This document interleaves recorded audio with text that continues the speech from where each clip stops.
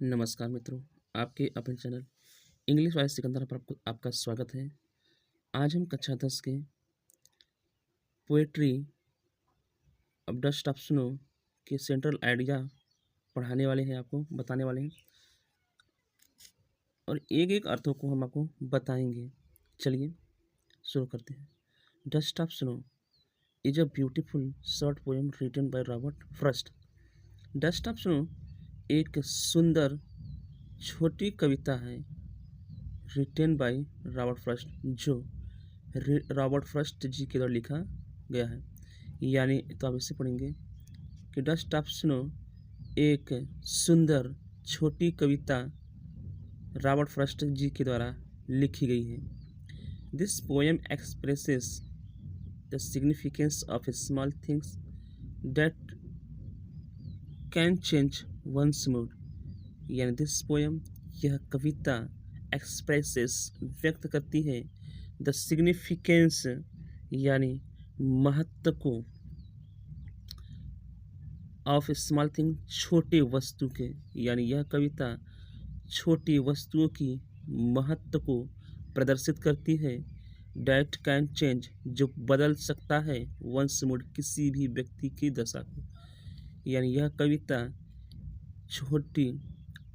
एक छोटी वस्तु की महत्ता को स्पष्ट करती है। यानी यह कविता एक छोटी वस्तु की महत्व को प्रदर्शित करती है जो वंस मूड किसी की मूड को या दशा को बदल सकती है।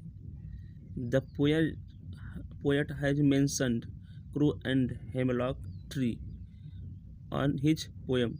यानी कवि ने अपने द पोएट हैज मेंशन्ड उल्लेख किया है क्रू एंड हेमलॉक ट्री कवि और धतूरे के पेड़ को ऑन हिज पोएम अपने कविता में।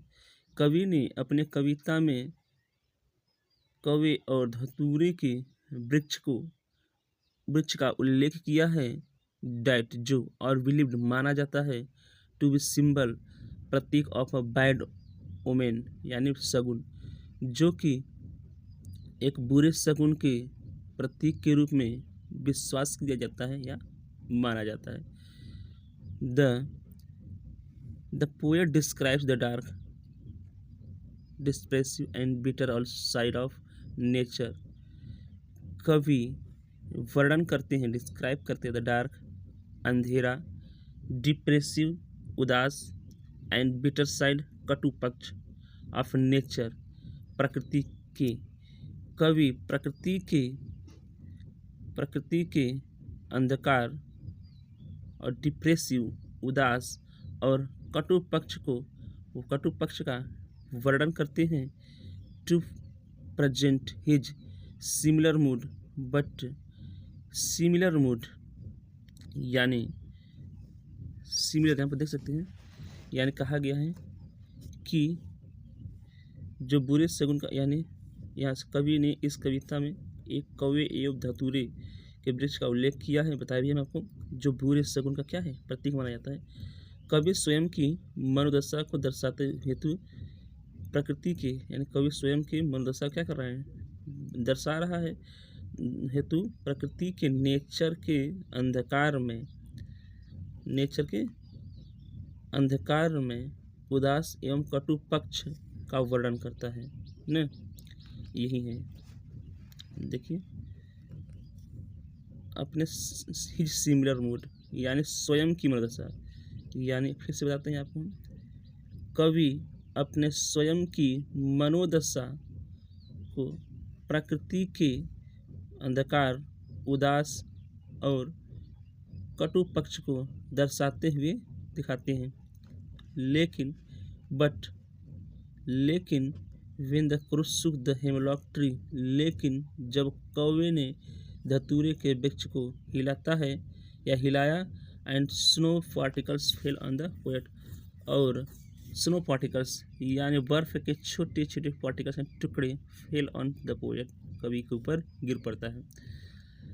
जब कौवे ने धतूरे के वृक्ष को हिलाया और बर्फ के छोटे छोटे टुकड़े कवि के ऊपर गिर पड़ता है।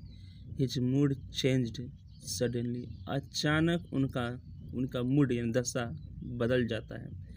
थ्रू दिस पोएम, इस कविता से वी गेट अ मैसेज, हम लोगों को संदेश मिलता है कि हमें संदेश देते हैं कि we should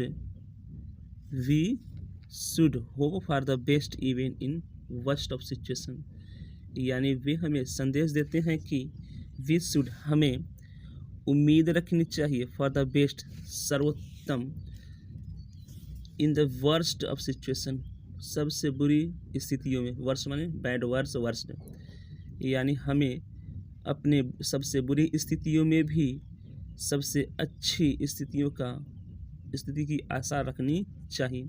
we must also remember that, हमें भी हमेशा याद रखना चाहिए कि the nature and its object, प्रकृति और इसकी वस्तुएं, हैव द एबिलिटी, उनके पास योग्यता होती है, टू मेक, बनाने की, वंस हैप्पी, यानी किसी को सुखी, एंड या प्रसन्न कर सकते, किसी को प्रसन्न, कम आउट ऑफ होपलेस, और निराशा को बाहर निकालने के लिए, यानी ऐसे हो जाएगा आपका। यानी हमें यह याद रखना चाहिए कि प्रकृति और इसकी वस्तुएं